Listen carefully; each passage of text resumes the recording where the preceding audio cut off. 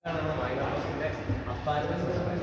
നമ്മൾ ചെയ്യേണ്ടത് 2 പൈപ്പുണ്ട്. ഇവിടെ നമ്മൾ ബെൻഡ് ഉണ്ട്, എൽബോ ഉണ്ട്, ഇവിടെ എൻലാർജ്മെൻ്റ് ഉണ്ട്, ഇവിടെ കോൺട്രാക്ഷൻ ഉണ്ട്. അപ്പോൾ നമുക്ക് ഏത് പൈപ്പിൻ്റെ ആണോ എടുക്കേണ്ടത്, ഇപ്പോൾ എക്സാമിന് എങ്ങനെയാണോ ചോദിക്കുന്നത് അതനുസരിച്ച് എടുക്കുക. അപ്പോൾ ഈ ഇവിടെ 4 വാൽവുണ്ട്. അപ്പം ആദ്യത്തേത് എടുക്കണം. ഇപ്പോൾ ബെൻഡിന് നമ്മൾ എടുക്കണമെങ്കിൽ ഈ വാൽവ് ബേസിക്കലി നമ്മൾ ഇത് ഓപ്പൺ ആക്കണം. ഇവിടെ നിന്നാണ് നമുക്ക് ഇത് വരുന്നത്. അത് ഓപ്പൺ ആക്കുക. അതിനുശേഷം നമുക്കിപ്പം ഈ വാൽവ് ഇതും ഒരുമിച്ച് ഓപ്പൺ ആക്കുക. അതിനുശേഷം ഇപ്പോൾ ഫസ്റ്റ് പൈപ്പ് ആണെങ്കിൽ അഫ്കോഴ്സ് ഇത് ഓപ്പൺ ആക്കിയാലേ ഇവിടെ വരുന്നത്, കാരണം ഇത് ജനറലാണ്. ഇത് ഓപ്പൺ ആക്കുന്ന വഴിയാണ് ഈ ഫസ്റ്റ് പൈപ്പിലാണെങ്കിൽ ഫസ്റ്റ് പൈപ്പിൻ്റെ അതിൽ കൂടെ ഡിസ്ചാർജ് നടക്കുന്നത്. അപ്പോൾ നമ്മൾ ഈ 2 വാൽവ് ബെൻഡിൻ്റെ എടുക്കണമെങ്കിൽ ഇത് 2 ഒരുമിച്ച് ഓപ്പൺ ആക്കുക. ലിമ്പിൻ്റെ റീഡിങ് എടുക്കുക.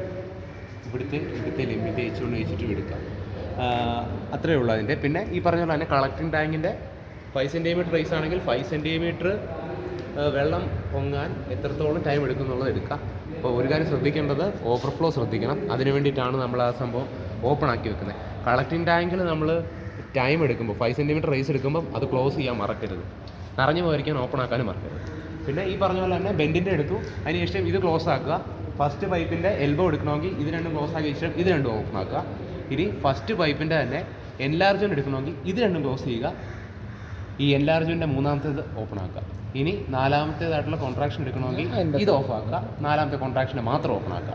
ഇനിയിപ്പോൾ പൈപ്പിന് വേണ്ടിയാണെങ്കിൽ സെയിം പ്രൊസീജിയർ, എൽബോ ഈ പറഞ്ഞ 4 കാര്യങ്ങൾ. ഓക്കെ.